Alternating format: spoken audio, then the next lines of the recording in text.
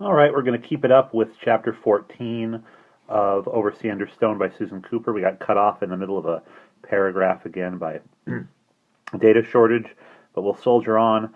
Simon and Barney are in a cave together. Jane is outside watching, holding onto a fishing line to know if they're in trouble when they tug it. Barney has kind of separated himself by Simon and crawled into a very dark tunnel. And we'll pick up a little bit before I cut off in the last paragraph. "Hello," Barney said tentatively into the darkness. His voice whispered back at him in a sinister, eerie way, not booming and reverberating around as it had in the narrow tunnel-like cave they had come through, but muttering far away, high in the air. Barney swung round in a circle, vainly peering into the dark. The space round him must be as big as a house, and yet he was in the depths of Kamar Head. He paused, irresolute. The candle was burning down, soft between his fingers. The thought of the towering dark man in his strange empty house came back to him suddenly, and with it all the feeling of menace that surrounded their pursuers, the enemy, who so desperately wanted to keep them from finding the Grail. Barney shivered with fright and sudden cold.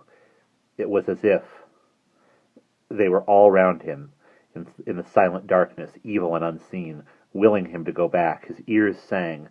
Even in the great empty space of the cave, he felt that something was pressing him down, calling him insistently to turn away. "Who are you to intrude here?" the voice seemed to whisper. "One small boy prying into something that is much bigger than you can understand, that has remained undisturbed for so many years. Go away. Go back where you are safe. Leave such ancient things alone." But then Barney thought of Great Uncle Mary, whose mysterious quest they were following. He thought of all that he had said, right in the beginning, of the battle that was never won, but never totally lost, and although he saw nothing but the shadows and the blackness all round his small, lonely pool of yellow light, he suddenly had a vivid picture of the night Bedouin who had begun it all when he came fleeing to Cornwall from the east. In full armor, he stood in Barney's mind, guarding the last trust of King Arthur, chased by the same forces that were now pursuing him. And Barney remembered the story that Bedouin was buried in Kamar Head, perhaps directly above the cave where he stood, and he was not frightened. There was friendliness round him in the dark now as well as fear. So Barney did not turn back. He went on, sheltering his small, dying light into the dark that gave back in whispering echoes the sound of his own steps. And then, above his head, he became aware of a noise stranger than anything he had ever heard. It seemed to come from nowhere, out of the air, a husky, unearthly humming, very faint and far away, yet filling the whole cave. It wavered up and down, high and then low, like the wind that sings in the trees and telegraph wires. As the thought flickered through Barney's mind, he held the candle up, and saw that over his head the roof opened into a kind of chimney, rising up and out of sight. He thought for an instant that he saw a point of light shining down, but his own light dazzled his eyes, and he could never be sure.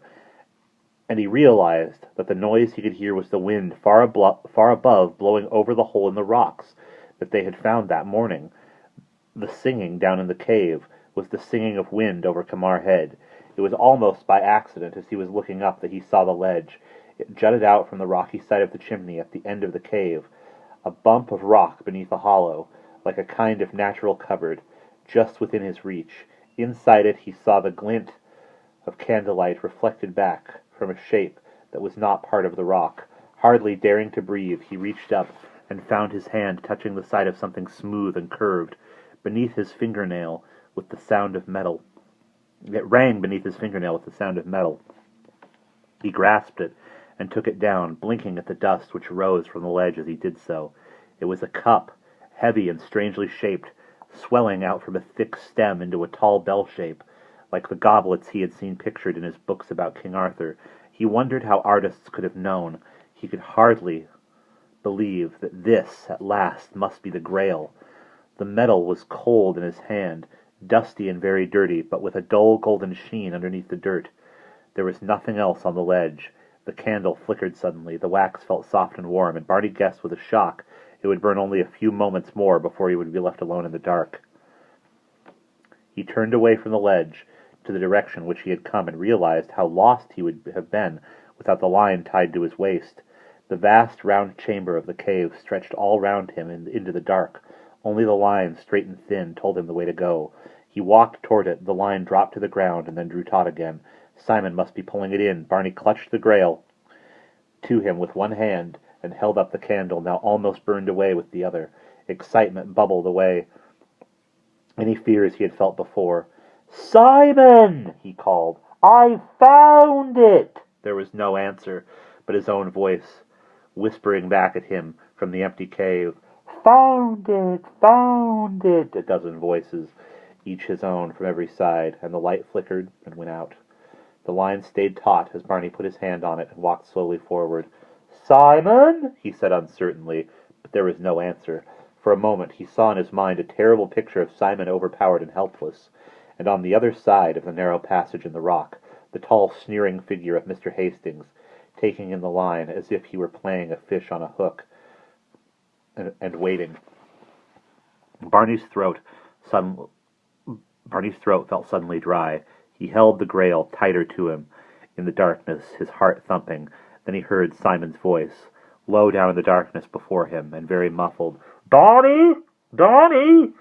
Barney put out his hand and felt the rock where the roof dropped suddenly to the narrow part of the cave. "I'm here, Simon! I've found it! I've got the Grail!" But all the muffled, urgent voice said was, "Come on out, quick!" Barney went down on his hands and knees, wincing again at the pressure of the sharp edges of the rock. Carefully he crawled into the crevasse that separated the two parts of the cave, bumping his head in the dark on the low, uneven roof.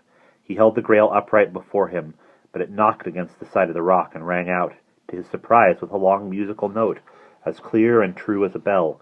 He saw a dim glow lighting the farther end of the crack, and then the bright star of a match, and Simon crouching low and pulling in the line with his free hand. The shadows made his eyes look big and dark and alarmed. He stared as Barney emerged, forgetting everything at the sight of the tall cup. Simon had been growing more and more anxious, and only the feel of Barney still moving at the other end of the line had stopped him from squeezing through the narrow gap himself.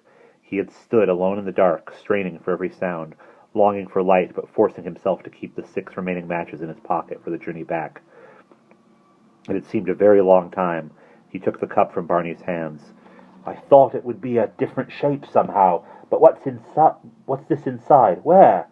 Look!" Simon felt inside the cup and brought out what looked like a short stick, almost as dark with age as the cup itself. It had been wedged between the sides, and Barney had not seen it in his haste. "It's very heavy. I think it's made of lead." "What is it?" "A kind of tube, like the telescope case, only a lot smaller. It doesn't seem to unscrew, though. Perhaps it just fits together." Simon pulled experimentally at the tube, and suddenly one end came off like a cap, and wound in a roll inside. They saw something very familiar indeed. "It's another manuscript." "So that's what he meant when he said—" Simon broke off.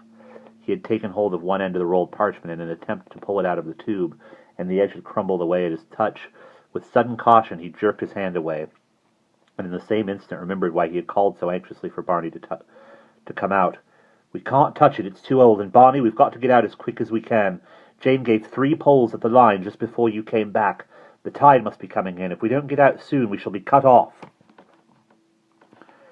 As the boys disappeared into the mouth of the cave, Jane settled herself to lean against the lone standing rock against the wet pillows of seaweed and the gray-green sweep of flat granite causeway round the cliff. She tucked the telescope case carefully under her arm. Even though she had always been with Simon when he was carrying it about, she felt a peculiar, unnerving sense of responsibility at the thought of what was inside.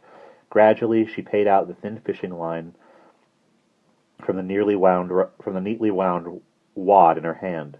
The pressure on it was uneven, as if, inside the cave, the boys were moving forward and then stopping every few moments.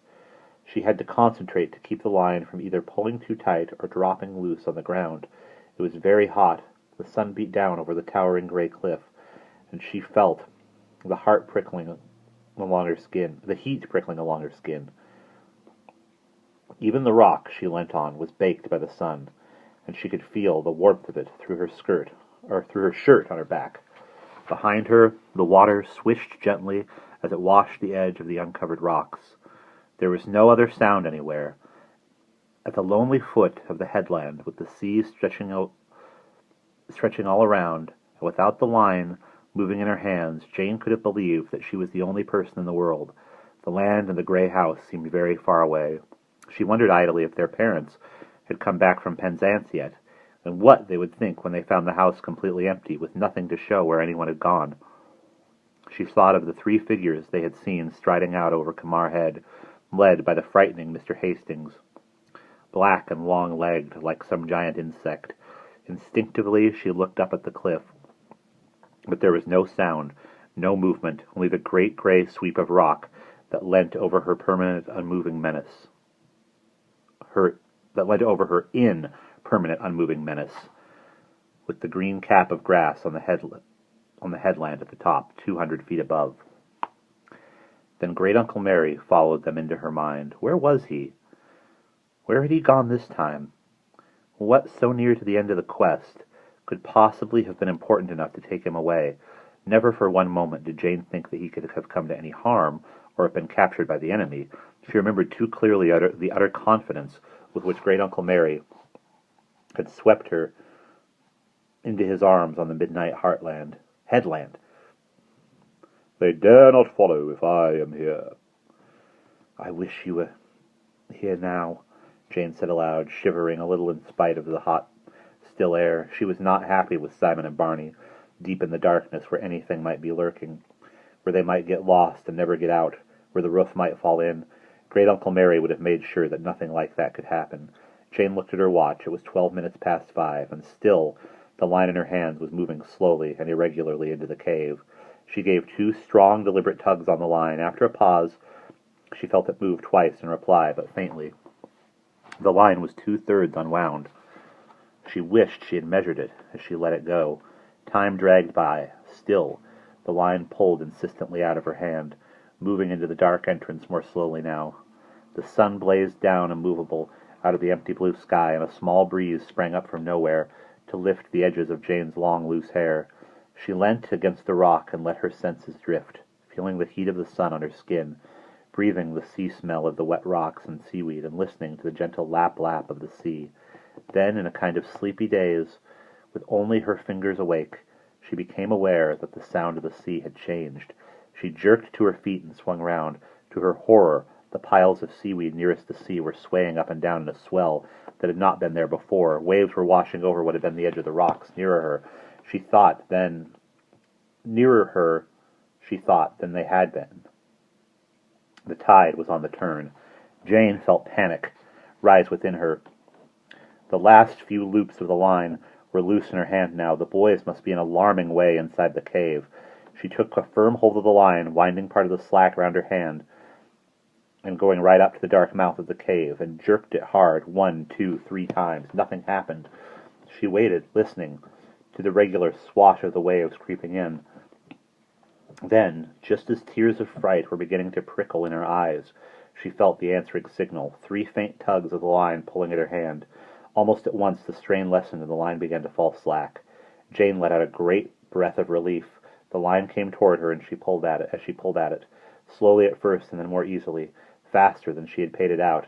Then at last, Simon and Barney, blinking at the daylight, behind hands raised to shield their eyes, came stumbling out of the narrow entrance of the cave. And that is where we will pause.